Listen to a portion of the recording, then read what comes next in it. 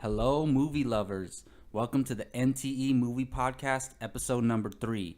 I'm Jacob Bartley, and this is the movie podcast for Movie Talk Express, where we discuss mostly major Hollywood releases, some indie films, and acclaimed movies and performances, from everything including news, speculation, reviews, and opinions. You can find our blog at movietalkexpress.wordpress.com. I'm here with my co-host, co-writer, co-founder of Movie Talk Express, the movie news guru, Gio. How you doing, man?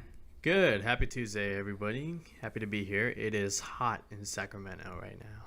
Oh, yeah, it's hot in California in general, but we're specifically in Sacramento where it's probably over 100 right now. It's pretty hot. Feels like it. Yeah.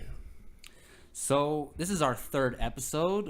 We're feeling pretty good about our podcast so far, and we're going to jump right into it. So we're going to change things up a little bit with this episode. We're going to start with some of the movie news and some of the newest trailers that have been released throughout the week, and then we're going to get into our main subject, if you will, about the summer movies coming out for the rest of the summer, all the way through about the end of August. So this first segment, which is probably going to be the way we do things from now on, we're going to start off with Gio presenting us with some of the main movie news topics from the past week or the past couple weeks, depending on how much stuff has came out, because we can only cover so much. So, Gio, what do we got this week in the movie news?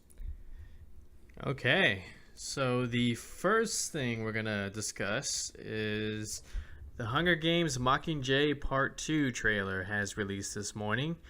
It's the second part to the final book, Mockingjay, and it pretty much, it's a payoff film from part 1. From what I've heard, I still haven't seen it yet, but from what I've heard, it's all build up and set up, and part 2 will be all payoff. Whole tons of action. A lot of characters will meet their doom or reach the climax of their stories, and it looks exciting from what I've seen. It showed a lot of action. It certainly looked more interesting than Mockingjay Part 1. I'm a little bit Hunger Games fatigued at the moment. I don't know what it is. I mean, maybe it's because this franchise, like all young adult franchises, they split the films into two. The last part, and it kind of, for me, it worked for Harry Potter. I don't know about this one because that's too long of a wait. Between now and then, more interesting films might come out. You might go, yeah. So you're late. Saying people might lose interest from the first part to the second part. Right, and I can't say that because I haven't seen the first part, which I'm actually going to watch tonight. I'm going to watch it. Nice. So my opinion might change. I might be like, woo, yeah, I'm excited for Hunger Games. I can't wait, finally. But yeah, that's how I feel. I'm looking at Mockingjay Part 1. It had a 65% on Rotten Tomatoes, which that's what worries me a little bit. Is that 65 isn't bad for Rotten Tomatoes. No, it's pretty decent. It's a fresh rating from if I recall. But yeah, we'll see. I don't know. I'm gonna watch Mockingjay Part 1 tonight, and who knows? Tomorrow I'm gonna wake up like all excited, ready for Hunger Games. We'll see.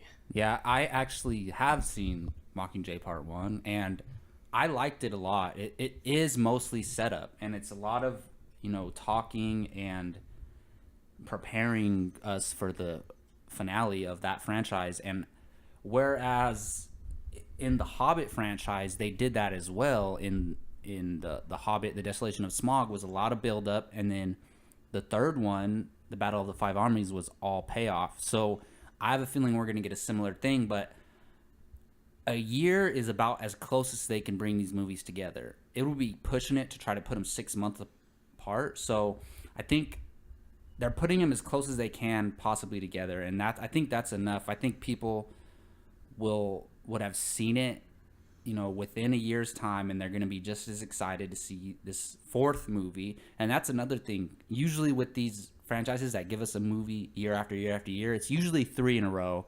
and people can live with that. It's not too much. It's not it's not too less. But this one's given us 4 in 4 years.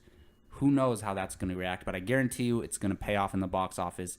That's all that Lionsgate and the studio cares about. So the last one made money. All 3 have made money. This one's going to make money.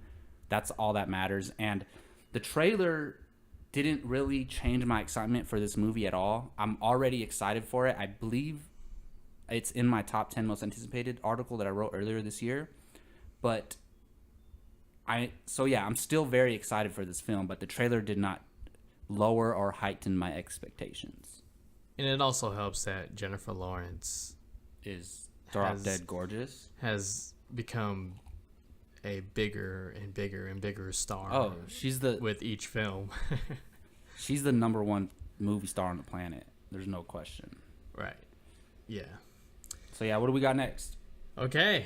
So the next thing we're going to talk about is the official synopsis for Batman v Superman. And like Hunger Games, that released earlier this morning. And, well, let's see. I'm going to read it off. All right, so we know Batman v Superman pits the 2 most iconic superheroes in the comic book history. Ever. Of all history. time. Yeah. Batman and Superman. That's pretty evident. So the synopsis goes, fearing the actions of a godlike superhero left unchecked, Gotham City's own formidable, forceful vigilante takes on Metropolis's most revered modern-day savior, while the world wrestles with what sort of hero it really needs. And with Batman and Superman at war with one another, a new threat quickly arises, putting mankind in greater danger than it's ever known before. Well, I must say, like I wrote in my blog post recently, that sounds epic. I'm wondering if Zack Snyder wrote that himself, because modern day savior, forceful vigilante. Well, I'm guaranteed he had something to do with it. Right, yeah. So it no doubt sounds epic, but it teases so much and reveals so little of what we already know. I mean, we know Batman and Superman are at war. I already knew that the 2 would settle their differences before the end of the film. Yeah, that's pretty much a given, right, for everybody. And there's going to be a new threat. And I also knew that was rumored. We didn't know that for sure yet. That was rumored. Yeah. Well, I mean, okay, so that's my own assumption. Yeah. But no, everybody was saying that too, so it's not like just you. Right. And I could see by when it says the world wrestles with what sort of hero it really needs. That's very Christopher Nolan right there. Oh yeah. Not the hero that they deserve, but the one that they need. Yeah. And so it teases some more, and we'll see with the next trailer what kind of threat it is. I think it might have something to do with Lex Luthor, obviously. There's rumors of Aquaman being the new threat? The new threat, the antagonist, so to speak. Yeah, that's interesting. From what I've read, he's pissed off about what the World Engine did to the oceans at the end of Man of Steel. Wow. So that's another scenario. There's quite a few, but we don't know for sure. Yeah, the synopsis is very not generic, but generic for a Batman vs Superman movie. We take out the part where it says a new threat arises. We already knew everything else from the teaser trailer, from years of speculation. We already know what this story is going to consist of. The official photos. Yeah, like them fighting each other. Obviously, it's called Batman vs Superman, but the thing that interests me the most is the new threat. I was thinking more along the lines of Lex Luthor either being that new threat, because us in these movie circles, we know Lex Luthor is going to be in the movie. We know Jesse Eisenberg is playing Lex Luthor, but general people do not have no idea about that. And I've talked to people and be like, do you know there's a new Batman vs Superman movie coming out? They're like, oh yeah, I saw something about it. I'm like, Did you know Lex Luthor was going to be in it? They're like, no. Did you know Jesse Eisenberg is going to play Lex Luthor? They're like, what? That's crazy. So people don't know about this. So Right. if Lex Luthor is simply the new threat, I wouldn't be surprised. I also wouldn't be surprised if Lex Luthor has something to do with the new threat. As far as a rumor that I heard a couple weeks ago, with Doomsday possibly being the new threat that arises and will potentially be the threat in Justice League Part 1. But I like where you're going with the Aquaman. That makes total sense. I wouldn't be surprised if Aquaman is the threat at the end. That's a perfect way to bring him in without it feeling forced. And he can be the villain in Justice League Part 1. Because Justice League movie, as far as we know, is going to be in 2 parts, correct? Right. Is it 18 and 19? 2018 and 19 or 17 and 18? It's 2017 and 18. One of those 2 years in a row. And I wouldn't be surprised if Aquaman is the threat in the first movie, and then through those events, another threat comes in, and Aquaman realizes, oh crap, I got to work with these guys to save the whole planet. I don't have my ocean if the whole planet is destroyed. And that big threat could be Doomsday and Lex Luthor or something like that. So the synopsis doesn't give us too much, but it gives us enough to speculate like this, and that's all we really need. It gives us something to talk about. So what do we got next on the movie news? All right. The last thing we're going to talk about is the brand new trailer for The Martian.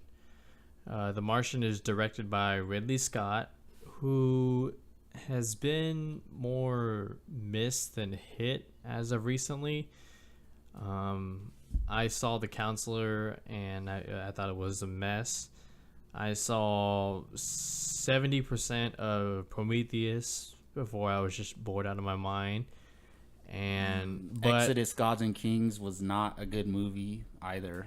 Oh, yeah, I haven't seen that one, but I will take your word for it. I mean, it was visually stunning, and I love the performances, but that movie fell very flat. Right.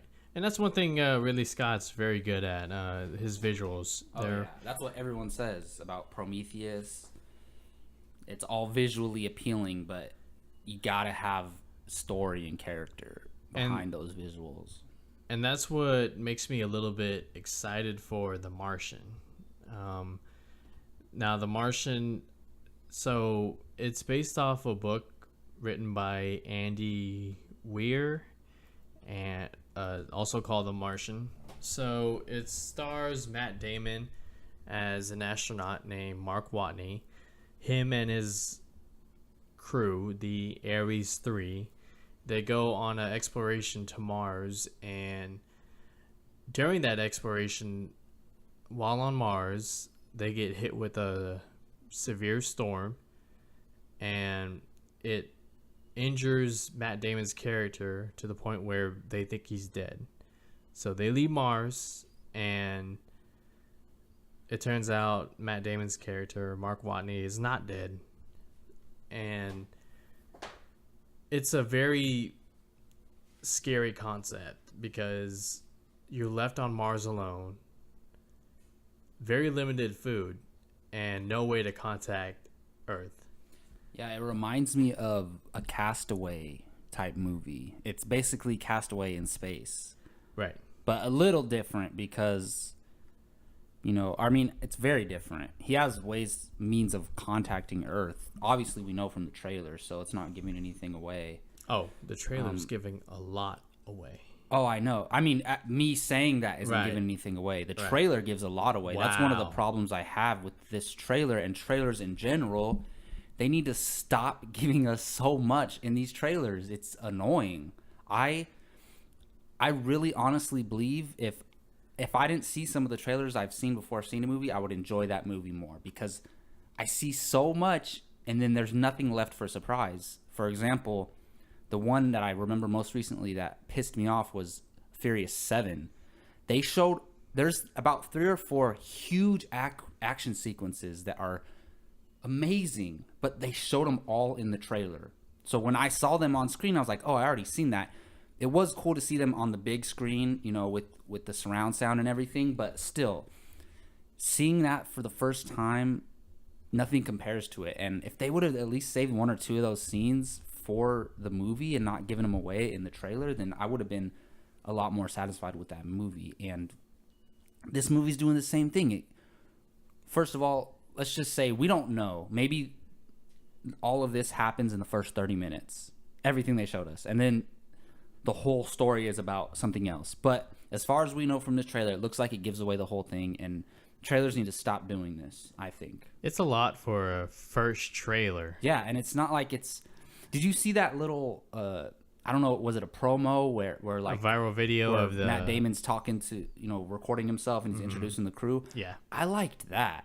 I liked that more than the trailer, honestly.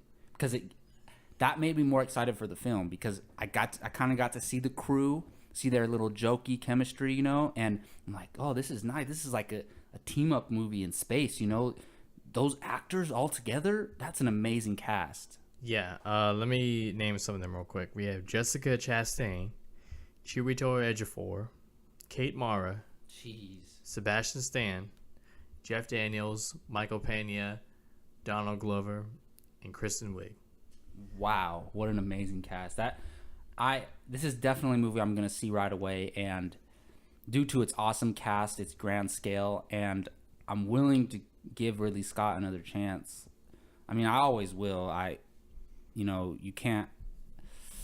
At a certain point, you have to give up on a director, but I don't think it's at that point. He's not at that point. Scott. He's not done yet. No. And it's also a movie you have to see in theaters. You have to see this in IMAX or XD at least, because it's one of those space opera movies like Gravity or Interstellar you have to see on the big screen.